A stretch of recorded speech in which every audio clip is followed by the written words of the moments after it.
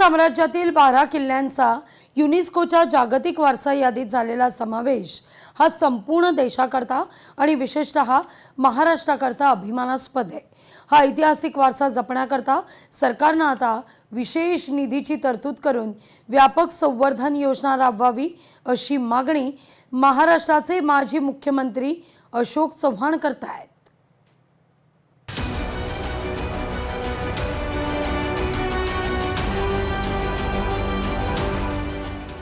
UNESCO जागतिक वारसा ठरलेल्या किल्ल्यांसाठी निधीची मागणी, किल्ल्यांच्या संवर्धनासाठी स्वतंत्र आणि पुरेशा आर्थिक निधीची गरज, खासदार अशोक चव्हाण यांची सरकारकडे मागणी।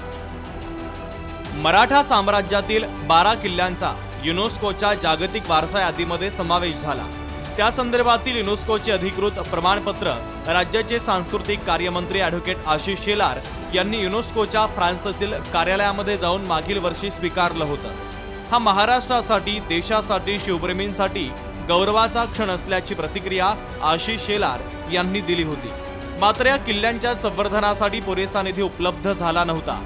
महाराष्ट्राचे माजी मुख्यमंत्री आणि खासदार अशोक चव्हाण यांनी 12 किल्ल्यांच्या संवर्धनासाठी आणि हा ऐतिहासिक वारसा जपण्यासाठी सरकारनं आता विशेष निधीची तरतूद करून व्यापक संवर्धन योजना राबवावी अशी मागणी संसदेत केली आहे। ये किले 17वीं शताब्दी के दौरान भारत के प्रतिरोध, प्रशासनिक दूरदर्शिता और समुद्री ताकत का प्रतीक है।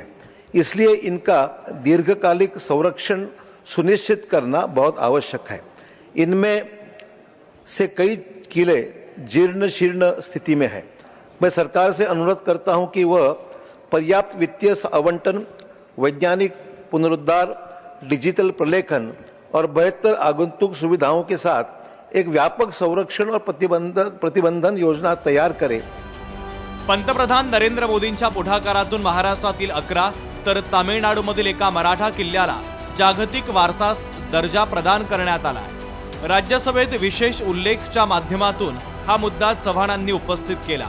छत्रपती शिवाजी महाराज यांच्या गौरवशाली वारशाचं प्रतीक असलेले रायगड, प्रतापगड, सिंधुदुर्ग आणि शिवनेरी यांच्यासारखे किल्ले हे केवळ दगडांच्या भिंती नसून ते 17व्या शतकातील भारताच्या लष्करी वास्तुकलेचे, सागरी शक्तीचे आणि प्रशासकीय दूरदृष्टीचे जिवंत पुरावे असल्याचं चव्हाण यांनी यावेळेस सांगितलं।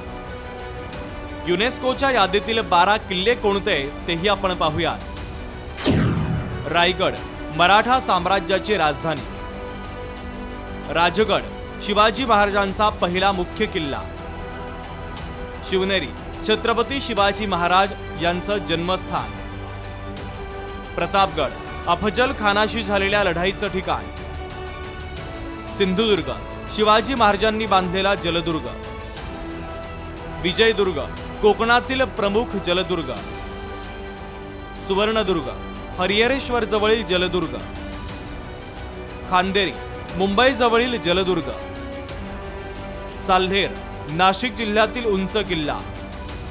लोहगड, प्राचीन आणि भक्कम किल्ला। पन्हाळा, कोल्हापुरातील ऐतिहासिक किल्ला। जिंजी, तामिळनाडूतील अजिंक्य किल्ला।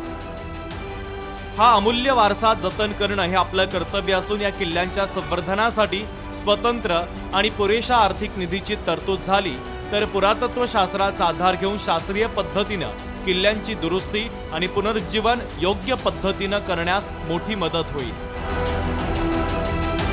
ब्युरो रिपोर्ट, लोकशाही मराठी, मुंबई।